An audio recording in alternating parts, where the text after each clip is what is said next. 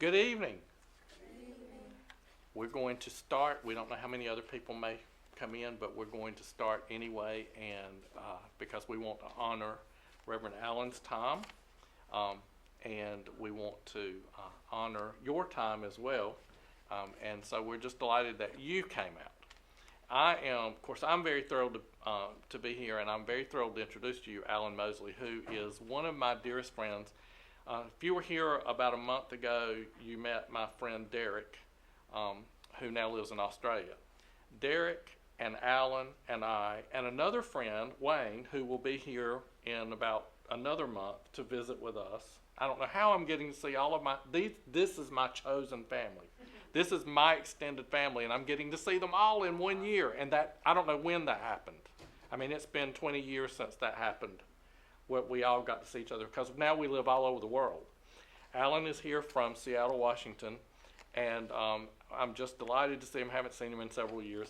And I told him he was going to have to do better branding, and put a picture of his partner, Tony, who is on page 110 of his second book. So if you want to see his partner, you have to buy his book, Seasons of Change, and turn to page 110, and then you can see Tony in there, who is, I've never even met in person.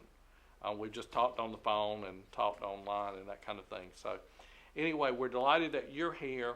Alan is tonight particularly talking about Finding the Joy in Cancer, which was his first book. He's going to talk about his surviving of 2 cancers and living with HIV and an HIV positive in this day and age. Also, if you didn't know this, although I don't know how you can't know this, but if you didn't know this, on Saturday from 10 until 4, we're doing a workshop. He'll be conducting that on this book, Seasons of Change. That's about 90 days of working through things in your life, and each one of these is a day, so that you read this for today, and then you work on yourself for that day with that, and add it to all the other stuff that you already did, and just keep letting it build, and it changes your life in 90 days. And I don't know about you, but I'm willing to do some things for 30, 60, 90 days to change my attitude, if nothing else. So anyway, I do want us to open with prayer. If you would, just bow your heads with me for a second. God, we want to say thank you for this opportunity to be in your house. Thank you for this opportunity to host such a dear friend, Alan Mosley. Thank you for helping him to be a survivor. He's not the only survivor in the room tonight. And we want to say thank you for all of those who have survived whatever life has brought us. We ask you to be with us in this time, this gathering. Anoint him, bless him with your Spirit. Let your Spirit speak to all of us, so that we can be a blessing not only to those around us that we know right now, but for those that we are preparing to meet in the future. And now just help us to put on our listening ears and not only hear Alan speak, but hear your Spirit speak through him. We ask these things in the name of Jesus our Christ, and all things that are holy. Amen. And I introduce to you, give him a welcome, Mr. Alan Mosley. Thank you. I want to start a little bit about just basically telling you that in 2000, I found out that I was HIV positive. And at that time of my life, I'd been in recovery for a number of years. So I, first of all, was a recovering alcoholic and addict. And then after that, and I'll have to say I got really angry. I got really angry with God and with a whole lot of things in my life, because I was having to give up something that was a pacifier, if you would, for a very long time. And so when I first went into recovery, I was just mad. I was mad about everything. And because of who I was and where I had lived and how I'd been brought up, my family was not very welcoming and loving of who I was. And so that was it was a real challenge for me. And so to find out that I was in recovery and not knowing what to do and where to go, I just got angry. And I expressed that fully I didn't have any problems. Keith and I were talking on the way over here. And the question has, have you ever just got really mad with God? And I said, absolutely. And I told him a funny story once. I just got into early recovery, and I was driving down the road in a car my sister had loaned me or given me. It was an old brown Toyota, and I told him, I said it had 4 wheels and doors, and that was about the extent of the car. But the funny thing was, I was angry. I was just angry. So I was driving down the road, and I said, in a very angry voice to God, I said, what else could possibly go wrong? And at that moment, the mirror fell off the car. So I like to say that God has a huge sense of humor. And if that weren't so, I'm not sure I would still be here today. Because I always was willing to stand in that question place with God and ask some really tough questions. Why am I here? What is the purpose? And what's going on?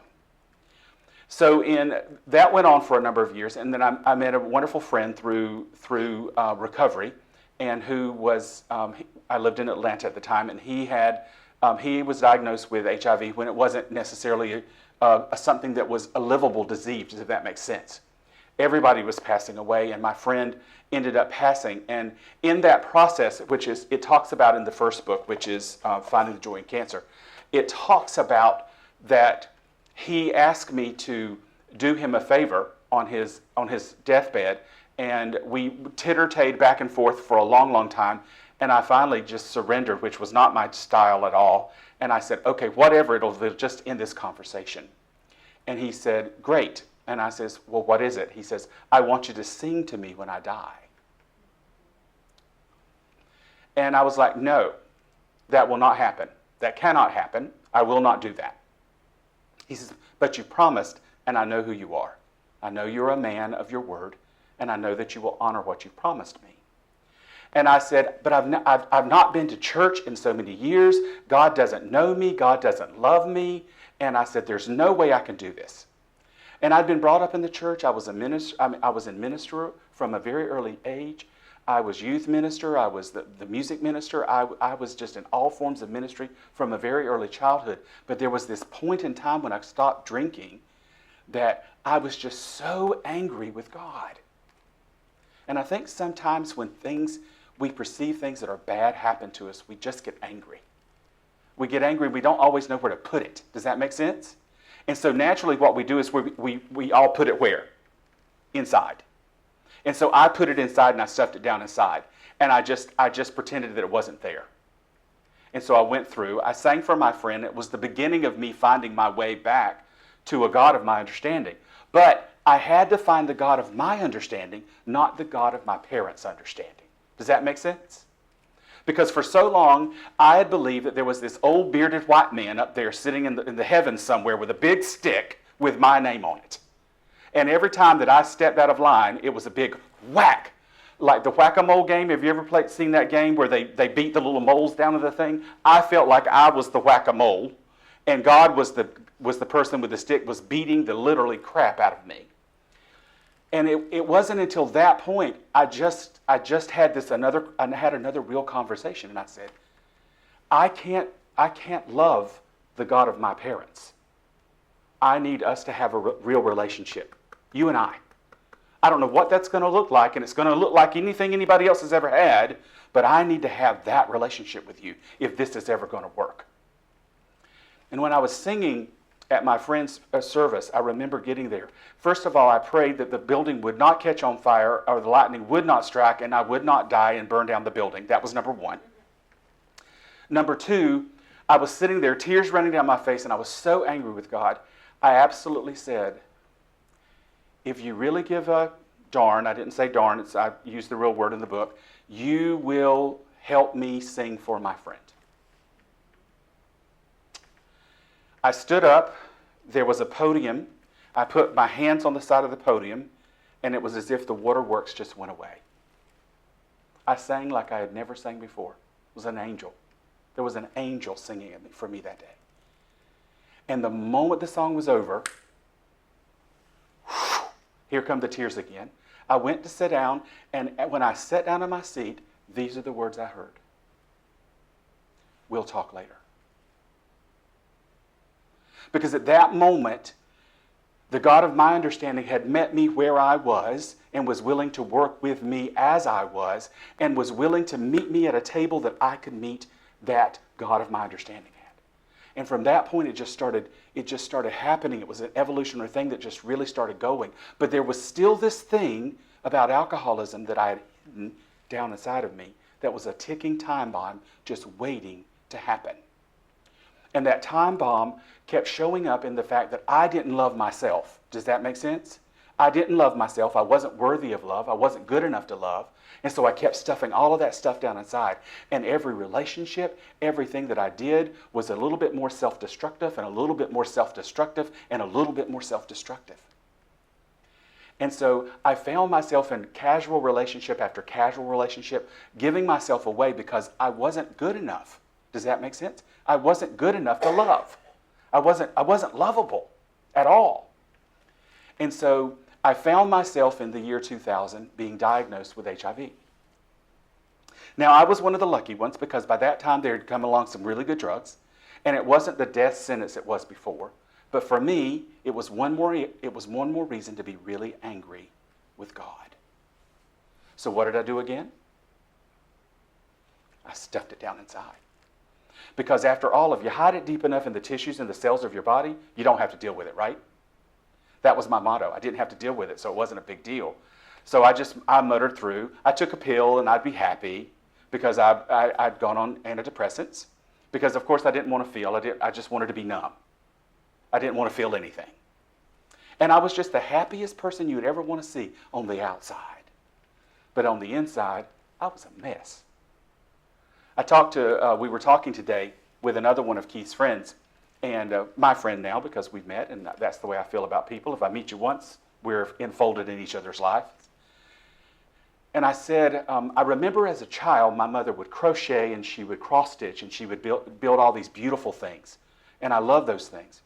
But on the surface, they were really beautiful.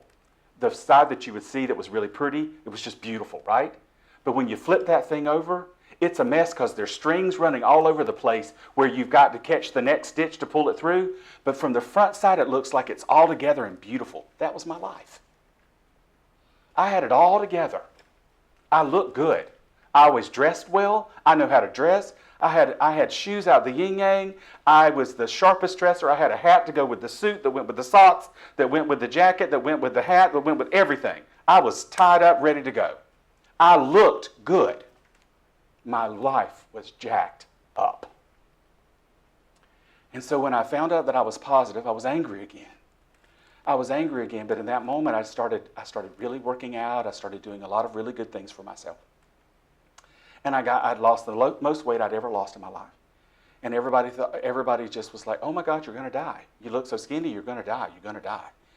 And I actually was taking better care of myself physically than I ever had. But I was stuffing all of this pain, all of this resentment, all of this stuff down inside. And what I want to say to you is whatever you put inside, you stuff down inside of you, it begins to eat. It'll consume you from the inside out. So whatever we don't deal with, ultimately we will deal with it. Does that make sense?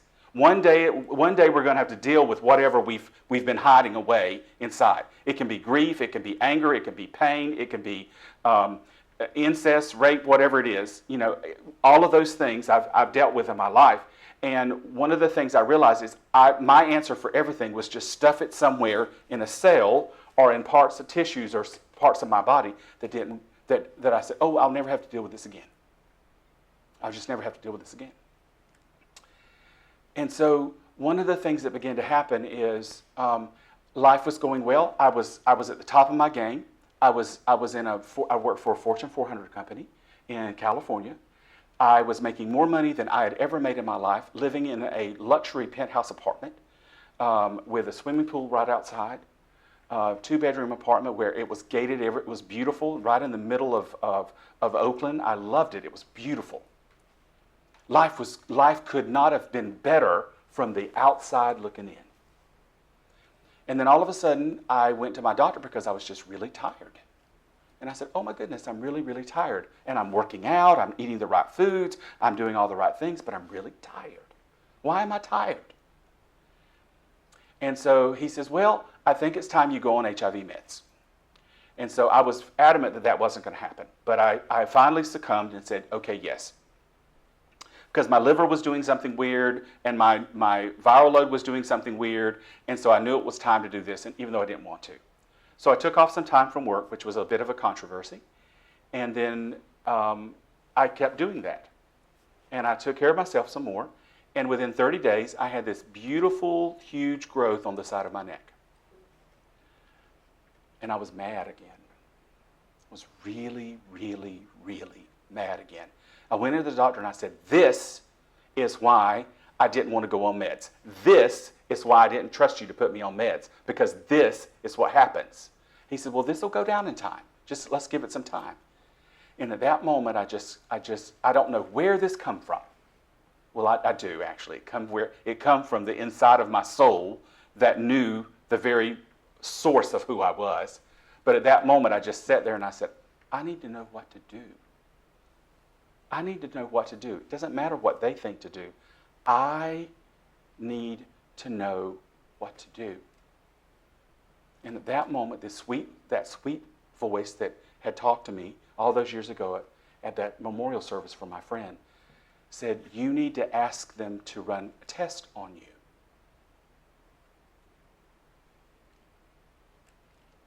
And when you hear those audible voices, you know, I don't know about you guys, but when I hear the voice of God talking to me, it scares me sometimes. It used to scare me a lot. And so I said, I need to go have tests. I need to have a biopsy on this. So within a week, they didn't want to. They thought I was being a hypochondriac. But at that moment, what I want to say to us is, sometimes people say a lot of things to us and about us, right? They'll tell us, oh, that doesn't make sense. I'm educated. I'm the doctor. I'm the lawyer. I'm the accountant. I'm this. I'm that. I know what's best for you. Trust me. And there's still that part of you that says, no, I know what's best for me. And what I want to say to you is follow that voice, because that's the voice of God. It truly is the voice of God. So within a couple of weeks, I was having a biopsy. And after the biopsy, they went in, and indeed they did find cancer. And it was a very aggressive cancer. And within a month, I was having a surgery that could left me paralyzed. But in this thing, when I went home the day that I found out I had cancer, I sat in my living room, my beautiful, beautiful living room, penthouse apartment, all posh, everything great. I want 250 pair of shoes in the closet. All jokes aside, 250 pair of shoes in the closet. Clothes and suits everywhere. I had a whole closet dedicated to nothing but leather gear. I was living the life. And I turned off every light. There were many. I turned off every piece of equipment, musical equipment, every kind of audio-visual, any kind of equipment. And I sat down and I said these words, you now have my attention. What do you want from me? What do you want from me? I'm a drunk. I'm HIV positive. And now I have cancer. Why won't you let me die? What's the point? And at that moment, I think the sweetest voice I've ever heard in my life said, I have much for you to do. I love you. This is not a punishment. This is not a punishment. I need you to find joy in this. I need you to find love in this. I need you to find a joyous, thriving experience in this. Because everybody spends their whole life fighting this disease. And I need you to love this disease. I need you to be intimate with it and get all of the good there is out of it. Because everybody is told to fight, fight, fight, fight. You got to fight, you got to fight, you got to fight. I want you to experience something different. Now, everybody has their own experiences around it. Everybody does. And I don't need you to try to make someone else have your experience. But I want you to have your experience and be joyous and loving and happy in it so that other people can understand there is more ways to do this than just suffering and pain. But the last thing that the sweet voice said to me is, I have you. I just need you to take the journey. I sat there because I didn't know what I was doing. I was terrified. I'd never had cancer before. I didn't know what to expect. I'd heard horror stories. And trust me, everybody that I knew had a horror story to tell me about cancer. Everybody. Oh my goodness, I lost this. This happened. This happened. Oh, when I did this, I went into cardiac arrest. And I finally had to learn something that was very important. And I urge us all to get really quickly. And that is, stop. Just stop. I don't need to hear these things. I need to have my own experience. I need to walk my own journey. I need to live my own life. I need to do this my way. I do not need those horror stories. And so I began to be very, very mindful of what people were saying to me and who I had around me. If you weren't happy, you weren't in my life. If you didn't want to go play with me, I had a rule for my friends. If you're going to cry, not on my watch. You're not going to cry on my watch. If we can't laugh, dress weird, wear 2 different shoes, different socks, anything to make us laugh, if we can't do that, you're not in my healing party. I even told my parents, stay home. Because they were just so overcome by the fact that their baby would possibly die from cancer. I was told all these things. Stage 4. Lymphoma was the quickest growing cancer. The chances of survival is slim. And so I had this little routine that I used to do. They would come in because they legally have to tell you all these things when you're sitting there with all these needles in you. And my first day of chemo, one of my dearest friends come out to be with me. And I chose not to have one of the ports put in because they didn't think it was best for me. And so they were trying to find my veins. And of course, I'd been through so many procedures at that point they couldn't find them. And this one sweet lady sat down with me, and I looked her straight in the eyes, and I said, "I want to thank you. I want to thank you for being here today and doing what you're doing. I really, really love you, and I just want to say thank you. Thank you for making this a joyous experience, and I thank you for being the face of love today." Tears started running down her eyes. She tried 3 times to get my veins, and she couldn't, and she cried more each time. And I held her hand and I said, "It's not about that. It's about in all of the world, I needed to meet you. I needed to meet you. I had something to share with you. I had some love and some goodness to share with you. Have we had a good experience today? Yes. But I said, we don't go there. I said, we're going to get this. Try again. She says, no, 3 times is my limit. I'm going to go get someone who can do this. I says, but I want to take a moment and spend just this moment with you. If you don't hear it any other time today, thank you for all you do. And she walked away just overjoyed. Her heart was lighter. She felt lighter. And I was like, oh, that was pretty cool. The next person to come in got it right away. And I had a really great experience that day. I won't tell you that every day with the cancer was easy, because it wasn't. But I did get up every day. I blogged about it. And so the first book really it's about a blog that I wrote every day while I was going through cancer. And then God told me that I was to put it in a book.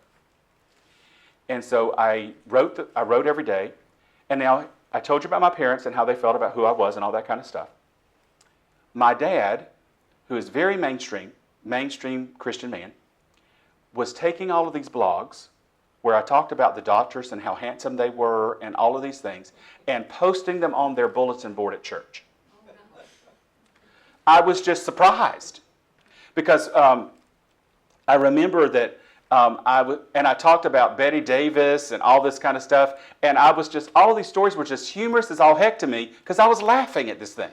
Because for all of my life, people had told me that there was, when you're having a devastating situation in your life, you shouldn't laugh. And I said, why not? It's pretty funny. It's pretty funny that all these years I stuffed all this crap down inside of me thinking I would never have to deal with it. And here it is, popcorning up like crazy. I felt like a Jiffy Pop popcorn thing, just waiting to pop open and have all the goodness come out. And so I began to laugh at myself because I was funny. I was funny because I would dress all pretty on the outside, and I would put my teeth all out there, and I would act like life was going great, and all on the inside, I was just this jumbled up mess. But I looked good. And for the longest time, I thought that was the way you're supposed to live life. You're just supposed to live life where you look good on the outside. Doesn't matter what it looks like on the inside. You can go home and cry your eyes out every night if you want to, but in the morning, get up, put your happy face on, and get out there. And that's how I lived my life. I was always the top of my game until I realized I didn't love me. I didn't even know who I was. I had for so long been this plastic facade that everybody saw, I didn't even know who I was. I know nothing about me. Nothing.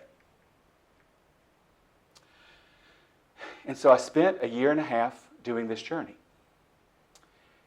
And I was so excited because I was going to go back to my old life, where I was making all this money and doing all these things, living in California, living the big life. I was getting ready to go back into that life. I was sitting there on what was my last chemo, and my lovely doctor, who I loved, he was a generous, gracious man, walked in and says, I need to talk to you about this spot on your kidney. And I said, what are you talking about? He says, did nobody ever tell you about this? I was like, no, but you should really start right now. He says, well, there is a very suspicious lump on your kidney, and we need to check it out. I said, I need you to go out from the room for a moment because I need a moment.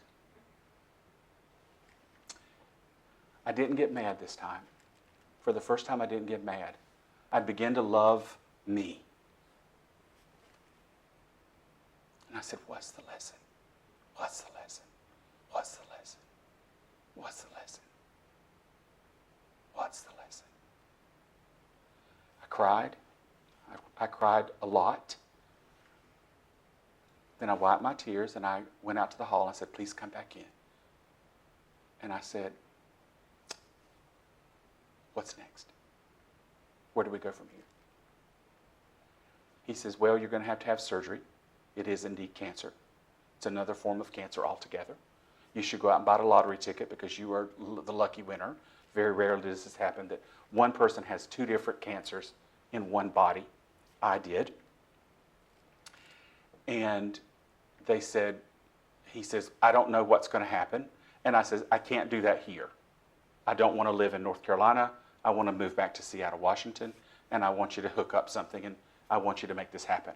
I need a moment to get all of my belongings out of big boxes, and I need to unpack them so I can have a life, and I need to then go see a doctor and let them do whatever they need to do.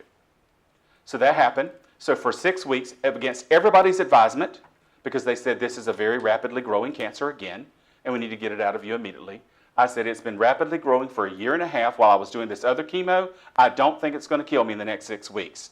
Get me to Seattle, get me in an apartment, let me get unpacked, put my stuff on the wall. I'm going to do this. But I'm good. Don't worry. I'm happy. I'm finding the joy in this. So I kept having this journey, just kept having this journey. Went to see the doctor, and you know, God has the funniest sense of humor. When I find somebody attractive, I cannot say 2 words. I sit there like I am deaf, dumb, and mute. I walk into this meeting. Not only was there one handsome doctor in that room, there were 2 handsome doctors in that room, and I couldn't say a word. There was one doctor, he kept looking at me, and I was a puddle on the floor. And then they asked me to stand up because they needed to observe my body to make sure that they could do this laparoscopically. I couldn't say a word. I was giggling like a schoolgirl on the back seat of the bus with a boy for the first time. And I went home that day and I wrote this huge dissertation about the humor of God and how humorous this whole experience was and how handsome these men were and how I just love God's sense of humor. And then my daddy called me the next day and says, son, that was one of the best ones you put out and it's on the bulletin board at church. Oh, no. And I was like going, oh my God, life is never going to be the same again. And so I went through they told me you could wake up and you could have a little bitty incision in your belly, or you could wake up and you could be cut literally from one side to the other. And we don't know what's going to happen. So I talk about this in the book a lot. I'd learned through this whole procedure and this whole thing of dealing with cancer and all of these medicines. I called all of my chemo medicine love medicine, and I would ask to hold it every day, and they didn't like to do that. I says, this is my medicine. This is going into my body. I'm going to love on this, and I'm going to make this all right. Because I don't know what you call it, but my favorite color is red, and of course the medicine they had to give me was this bright red color. And I said, that's some goodness right there. And they just laughed at me, and they said, oh my goodness, I wish everybody could have an attitude like you. I would go in and they would draw my blood to make sure everything was good. It was always good. Now I had days that my butt felt like it was being left 2 blocks behind. There were days that I was sick as a dog. There was days that all that, but every day I got up and I said, I'm going to find good in this day regardless of how I feel. Regardless of how I feel, I'm going to find good in this. Because if I'm ever going to change my life and live differently and quit hating myself and quit stuffing all this stuff inside of me, I've got to find a way to joy. Got to find a way to joy. And there's only one person I know I can do that with, and that's God. So I'm going to do this thing. So we started dancing, and sure enough, 8-hour surgery later, they come out, and I had a little incision and a whole bunch of tubes running outside of me. And they were like, well, Mr. Mosley, we'll need you to get you up tomorrow. I said, can we get me up now? No, it's too early. So one of my favorite stories and funniest stories was, well, let's just say I have tattoos on places that not everybody gets to see. So I was in the hospital, and the second day I says, I'm ready to get up and start walking. And they was like, are you sure? I said, yes. It says, it's probably going to be painful. I said, that's not my truth. And so I would always, every day before I had any procedure, before I did anything, I would sit down and I would write out my intentions. I talk a lot about intentions in this book. And my intention was that I was going to have this procedure, and I was going to wake up with no pain and no discomfort. And everybody said I was crazy. I said, not crazy. And the word I would always say was one of my favorite ministers from California. She would say these words, and when she found out I had cancer, she whispered these words to me, God is the only power in my life. God is the only power in my life. She says, when you're in those tubes, and I know how much you hate those tubes, just say, God is the only power in my life. And I laid in many tubes, had many dances. I felt like I was living inside of it. I felt like I was the filling of the donut for most of my life in that time, because I was in a tube more than I was not. And I would say those words, God is the only power in my life. God is the only power in my life. So here I was in the hospital. I'd already been through one form of cancer, it was in remission, and here I was, I had my kidney. I couldn't do anything for 8 weeks. But I said, I'm going to walk. So I get my pole.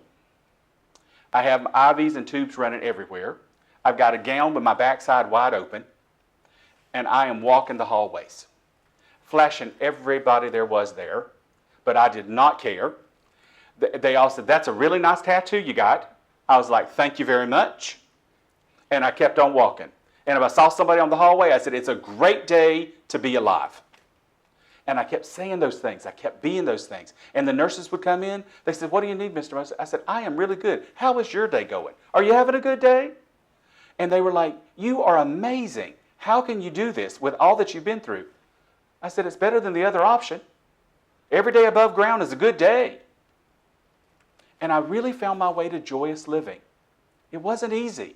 I had to deal with God. I didn't know who God was to me. I had to deal with that. I had to unpack that. I did that over a 2-year period. I did that. It's all in the book. I had to figure out who I was. And could I love me? Because you know what? I discovered there was no way anybody else could love me if I couldn't love me. And that was the hardest lesson I ever learned in my life. I didn't love me. If I didn't love me, what chance did I stand of you loving me? And if you did love me, I would never let it in because I wasn't good enough. So my favorite mentor, which is Dr. Maxine Mims, who I love and adore, she reviewed this book, which scared me to pieces. And she is best friends with Maya Angelou. And she read this book. I was just terrified for her to read this book because it was the first time I'd written a book. And if we know anything about me, I didn't ever think I could be a writer. And she says, this is an upside-down book. I was like, what? She says, an upside-down book. She says, the joy comes in the last 3 pages. That's when you got joyous. The first of the book, you wrestle with your life, you wrestle with your sexuality, you wrestle with God, you wrestle with your beliefs, you wrestle with everything. The middle of the book, you talk about the journey of how you transform that to what becomes joy in the last 3 pages. It's an upside-down book. They said if they want to hear about joy, tell them to read the last 3 pages first and then start in the beginning. So that's what I tell people today. Read the last 3 pages first, then skip to the beginning and learn how I did it. And so what I tell people today, because I've written my second book, and I'm very excited about this book, very, very much, but I tell people, this is who I was. This is who I am. I believe that I had the blessing, and people look at me like I have 3 heads, to have 2 forms of cancer and to be HIV positive, to get to the place where I got to discover I'm lovable. We all are on a journey. We're everyone on a journey. And we need the life lessons in our life to show up to help us learn the lessons we come here to learn. And that is, I'm lovable, and that my whole job is to love other people. All of this stuff we put on the outside, teacher, lover, partner, husband, wife, friend, doctor, nurse, all of that stuff is external stuff. That's stuff that makes us look pretty. The stuff that really matters is, have I loved myself today? Have I loved somebody else today? And have I made a difference? And that's what I spend my life doing today. I'm the minister of a very growing community, and we talk about love all over the place. That's all we talk about is love. Love, love, love, love, love. What have we done to spread love today? We sing this song, and I will try to sing it to you just for a second, and then I will be done. And you can ask me questions if you like. But this song is by Ricky Byers-Beckwith, who is Michael Beckwith's wife from Agape in Los Angeles. But it's our theme song at a more spiritual center. I love myself so much that I can love you so much, that you can love you so much, that you can start loving me. I love myself so much that I can love you so much, that you can love you so much, that you can start loving me. And what I learned through this whole process, before I can give out anything, I've got to have it inside. And I didn't have love, but I have more than enough to go around today because I discovered how magical I was. I discovered that what God, Spirit, all of that could do through me. And I fell in love with me. And after I fell in love with me, I fell in love with the most beautiful man on the face of the planet, who has arms about this big, and who everybody goes goo goo gaga for Cocoa Puffs. And I said, I get to go home with that. And I'm very excited. And who is the most gentlest, kindest, most loving and supportive man on the face of the planet. That is my understanding. And I would do it all again just to dance with him. That's the truth. It was worth every moment of it. It was worth every moment of it. So whatever's going on in your life, if you've just broken up with someone, just look them in the face and say, thank you, thank you, thank you, thank you, thank you. Because what's coming next is even better. And that's how I spend my life today. When this happened, I laughed. I laughed so laughed. I said 3 weeks ago before I ever started I'm getting ready to come on the tour. So my foot was hurt. And I can't accept help. I won't lie to you. Helping me is, oh Lord bless you. It's hard for me to let help in. And so my community was telling me, let us help you, let us help you, let us help you. Oh, no, I got this. My honey, let me help you. No, I got this. My foot starts hurting. So I had to sit home with my leg up. Guess what I had to let in? Help, love, all those kind of things. So I say in this brilliant wisdom that I do, well, I don't want to go on tour with a boot. Hadn't even been to the doctor. I don't want to go on the tour with a boot.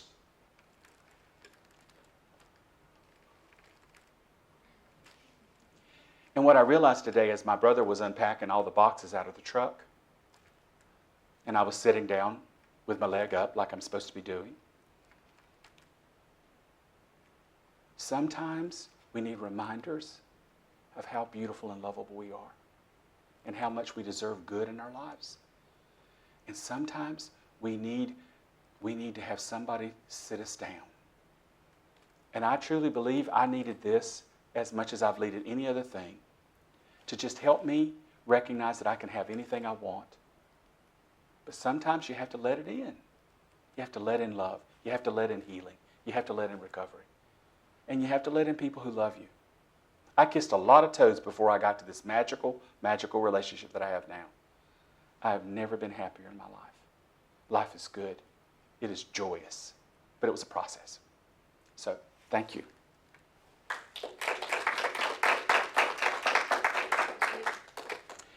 Are there any questions? I have a question. Yes. What can you suggest to those of us who are not as disciplined as you were through all of that? Mm-hmm. You were disciplined at a regiment to stay positive, have a positive attitude, to get up. I remember he was roommates with me twice. And I remember him getting up and standing in the sunlight or standing at the window or in the door to feel the warmth of the sun because it brought healing, to bring healing and light into his life. For those of us who are not nearly as disciplined as you are, how do you, I have really good intentions. I start the journey, and then somewhere along the way, things get in the way, life gets in the way, and pastoring gets in the way, and friends get in the way, and family gets in the way, and a good time gets in the way, and something, and then I can't get back to that discipline.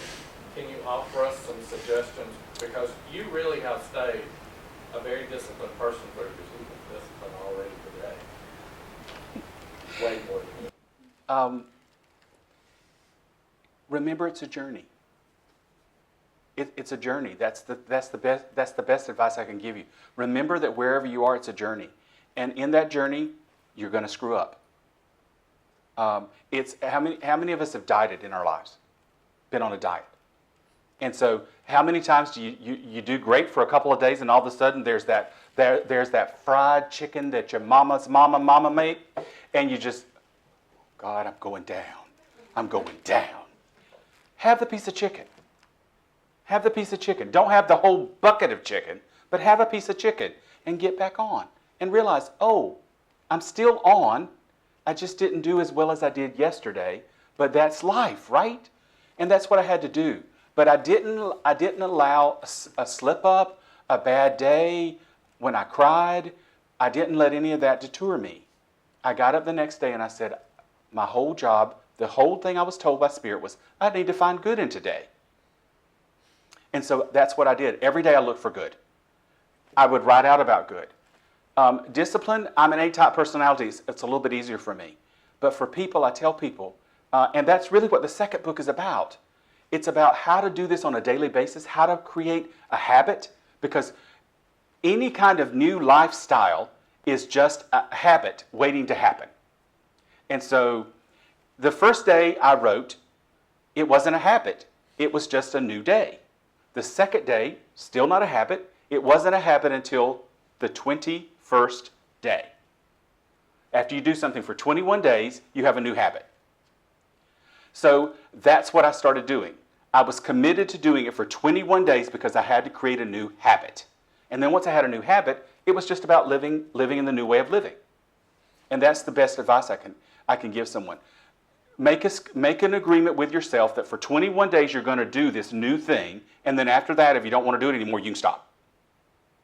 And I'd had practice because I'd been a drunk. So I'd been in recovery. Might I say I didn't do that really well in the beginning either. When I found out I was HIV positive, I did not do that very well either. In my understanding of what I know today, it was perfect. Does that make sense? A lot of times, whatever we're doing, whatever we're going through, however we're learning, it's perfect for us. We're far too hard on ourselves. So I would say be easy on yourselves and make a commitment to yourself that you're going to do something for 21 days. If you fall off the wagon with the chicken, get back on, start with day 1 again, and do it for 21 days until the 21 day sticks. And when the 21 day sticks, celebrate and have the piece of chicken and realize it is a celebration, not a falling off the wagon. Make sense? Okay. Anybody else? What type of lymphoma did you have? I had, you would ask that. I had large cell B, I think it was what they called it. I didn't listen to a lot of those things. I won't lie. I had this little thing. They would come in to tell me what was going on and that I had stage 4 and I was all of this kind of stuff. And I had headphones. And so I would say, oh, I know you need to tell me something and I need to sign at the end of this thing. Hold on one moment. Go. And I would crank my music up so I did not hear a word they said because that wasn't, I'd already been told by that sweet voice, I got you. I got you. So whatever they had to tell me was not of any use to me. The truth was I knew that I was going to be okay. I knew I was going to be okay. Regardless when my hair fell out, there's a lot of hair to fall out. But you know, I'd said about a month or 2 before all this, I wonder what it would be like to have no hair. Be careful what you say out there in the world. Really. God, the universe is always listening. Boot, 3 weeks ago. Don't want to be on the tour with Boot. Here I am. So when I lost my hair, that was really big. Because I don't know about you guys, I'd marched in a whole bunch of parades, scandalously dressed, I will not lie. But I had never felt so naked in my entire life that I did without my hair. I'd always hated the fact that I was so hairy, because I am very hairy, and I hated that fact. I have never loved my hair follicles so much as I did when all my hair fell out. And when they come back, when they started popping back in, I was just singing I love you songs to my hair. I was caressing my skin. I was just going, oh, I love you, how beautiful you are, oh my goodness. And they come back in 3 times as much as I had before. And they come back really curly and all this kind of stuff, except up here. And it was just one of those experiences, right? But so I didn't listen, to be honest with you. But I know all I heard was stage 4, and then I just quit listening. Because I knew they were telling me that I was going to die, and that wasn't the truth. So I didn't really answer your question. I'm sorry. Anyone else? How'd you get sober? I was driving. I had a thing. I was living in Augusta, Georgia, who I nicknamed lovingly Disgusta, Georgia. Two things happened. They're funny stories, dangerous stories, but very funny stories. I love to drink and drive. Bad, bad, bad. But I'd found all the back roads how to get home. And so one day, I remember waking up, because I thought I was on a roller coaster. I was in the median on the other side of the road, driving up and down the median in my truck. That was number 1. Still made it home. No one died. The next one was I was driving home, and I would black out because I drank a lot. I didn't know, there was no start, stop, there was just drunk. And I was on my way home, and I blacked out, and I woke up on top of, those big blue federal mailboxes, those federal that you pop your mail in. I woke up on top of one of those with my car. Somehow backed off of this, got the rest of the way home. This is the nerve of an alcoholic. I woke up the next mad at somebody because they had hit my car. And it was me. And about my ex-wife, that's another story for another day. My ex-wife, and she and I were really great friends. We were yet to be married, but we were great friends. And she was celebrating her year of sobriety. And she'd asked me to come to support her. And of course I said yes. And while I was at my first meeting, everybody said, keep coming back. And I was like, oh, I'm not an alcoholic. It's her. I'm just here to support her. That's really sweet, honey. Keep coming back. So about a week later, still mad with God, because I hadn't learned all those lessons yet. I was mad because nobody at the bar wanted to play with me or dance with me, so I was mad. So I was going somewhere else to get what I needed. I'll let you fill in the blanks.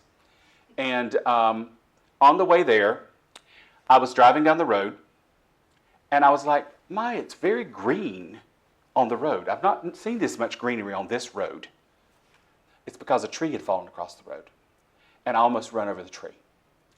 And as I'm backing out to go back home or another way, I back into a ditch.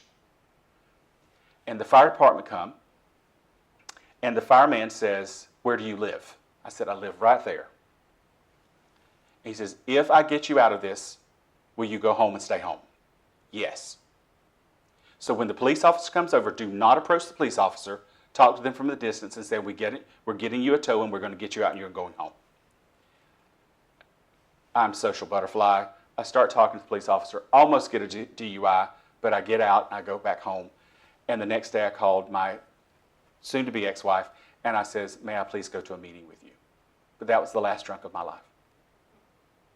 I was on the way to get a booty call and I was drunker than Cooter Brown. Any other questions? I don't know if it's so much a question or a comment, but it seems like since my cancer, I've been sort of the person that a lot of people call, especially breast cancer survivors. And I always struggle with sort of what to say. Mm-hmm. And a lot of times they want to talk very technical terms, very medical terms, and what to do, what to expect, and that kind of stuff. And so I don't know if you've experienced that or not. Yes. And how you handled it and what to say. And I hope I'm saying the right thing, but mostly I just listen. Yeah. It's fear. Everybody's, it's a new journey. How many of you have been on a roller coaster? Do you remember the first time you've been on a roller coaster? Were you not a little scared? A little scared, a little excited? I was terrified. Rode one, didn't go. I never rode another one. It's that same thing. And what I really know is that people they just want to talk. That's it. And throughout my experience, everybody that I just wanted to say, oh, I'm having this experience. What's going on? At that moment, it was like, oh dear Lord, everybody. I think the whole bus pulled up to tell me every horror story of the experience. It didn't help. It only scared me more. So what I said to them is, what I always say to people is, let's do this. When is your first day? When is your first day of chemo? When is your first day of whatever? Can I come and sit with you? And let's just talk. That's what I do for people today. I said, I don't need to tell you, they can read my story, which I do encourage people to do, because I'm one of these weird, crazy people. I believe that things come into our life because we're ready for them. And I was ready to look at all the things that was eating me alive. And one cancer wasn't enough. I had to have two because I had a lot of eating going on. So I had to deal with it. I deal with a lot of women who have breast cancer, who have mastectomies. And it's not about the cancer. It's about I'm no longer a woman. And so what I really try to do with people today is I say, this is just a symptom. Let's get down here to something else. Because what's underneath this? What are you scared of? And a lot of people are scared of dying. And so I just try to remind them, today is all we have. So let's just be in today. Because it's so easy to get the wheels going. They just get going. And it's like a bus that just won't stop. And so I just remind them, this is going to be a journey. Pace yourself. And no matter how much research, please, for goodness sakes, don't ever look on the computer. That's the first thing I tell them. Don't look at the computer. Worst thing you can ever do. I had a double mastectomy friend who I sat with through every chemo she had. She was an educated PhD. She constantly looked at symptoms and diagnosis and all this stuff on the computer, and she had a horrible experience, and asked me why she couldn't find joy. But I usually don't talk to them about cancer. I'll say, let's talk about something else. All of that will be handled as we go along. But can I be there with you the first day just to hold your hand? And we don't need to talk about it. Let's just have you have your own experience. Thank you for coming. Any other questions? Thank you all for being here and for making this come true. I am really looking forward to this whole weekend with you guys. And I love you.